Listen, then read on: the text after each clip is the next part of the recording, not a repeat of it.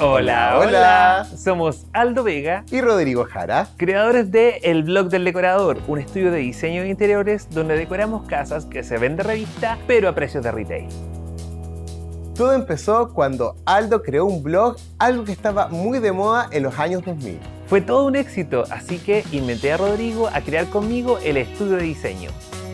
Buscamos que cada persona logre la mejor versión de su espacio, no importa el tamaño o el presupuesto. Decorar una casa no solo es dejar lindo cada metro cuadrado, sino reconocerse en cada rincón.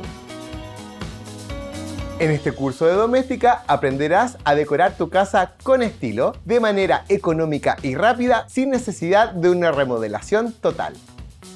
Tu misión en el proyecto final será transformar un espacio de tu hogar por completo.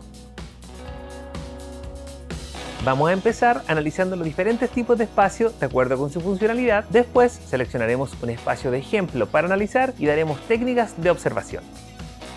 El paso siguiente será buscar inspiración y con eso crear una paleta de colores. A continuación entenderás cómo reutilizar objetos que ya tienes, a montar mood board y a probar composiciones.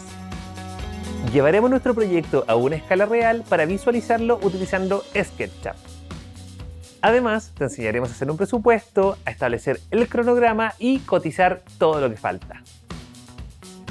Aterrizaremos las ideas, verás cómo llevamos a cabo la instalación y cómo aprovechar tus ideas en otros ambientes.